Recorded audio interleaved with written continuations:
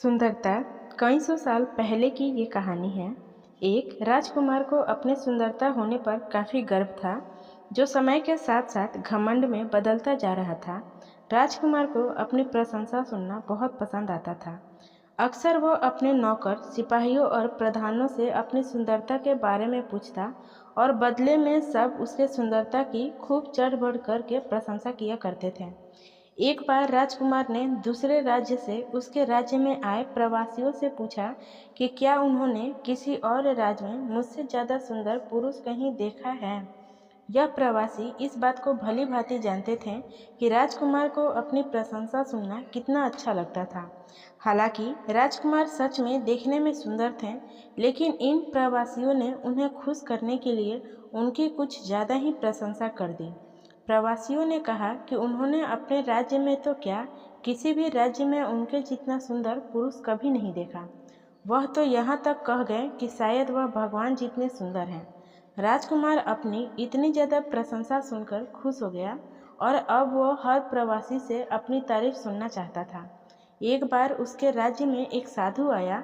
राजकुमार ने उसे भी अपने दरबार में बुलाया और वही सवाल पूछा कि क्या उन्होंने राजकुमार से ज़्यादा सुंदर पुरुष कहीं देखा है। साधु ने राजकुमार से कहा कि हाँ, उन्होंने सुबह उनसे भी ज़्यादा सुंदर पुरुष को देखा है।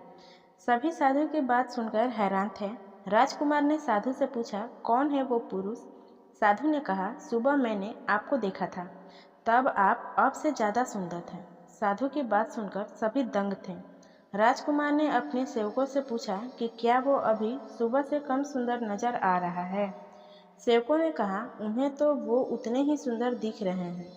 राजकुमार ने साधु से पूछा, जब सभी को कोई फर्क नजर नहीं आ रहा, तो भला आप ऐसा क्यों कह रहे हैं। साधु ने राजकुमार से कहा कि ये सब आपके यहाँ काम करते हैं, इसलिए इन्हें आप में कोई कमी नहीं दिखेगी और मैं ये साबित कर सकता हूँ। फिर साधु ने एक कटोरे में पानी मंगवाया और राजकुमार के कुछ सेवकों को दिखाया और उन्हें बाहर जाने के लिए कहा। फिर साधु ने उस पानी के कटोरे से एक चम्मच पानी निकाला और फेंक दिया। उन सेवकों को वापस अंदर बुलाया गया और साधु ने उनसे पूछा, क्या उन्हें इस कटोरे में कोई कमी नज़र आ रही है।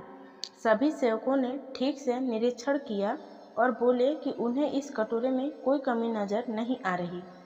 इस प्रयोग ने राजकुमार की आंखें खोल दी। राजकुमार को यह समझ आ गया कि वह उस वस्तु का आदी हो चुका है, उस वस्तु के नशे में फंस चुका है जो हर दिन कम होती जा रही है, यानी कि नाशवंत है। उस दिन के बाद से राजकुमार ने कभी आईना नहीं देखा और अविनाशी वस्तु की खोज में अपना जीवन बिताया। कहानी की गहरी सीख, सुंदरता क्या होती है। हर किसी के लिए सुंदरता के मायने अलग अलग होते हैं। किसी के लिए बाहरी रूपरेखा सुंदर हो सकती है, तो किसी के लिए अंदरूनी सद्भावना सुंदर हो सकता है। आजकल लोग अच्छे नाक नक्शे को सुंदरता का पैमाना मानते हैं, जो बिल्कुल गलत है। सुंदरता अच्छे स्वभाव, अच्छे विचार और अच्छे कर्मों से निर्धारित की जानी चाहिए।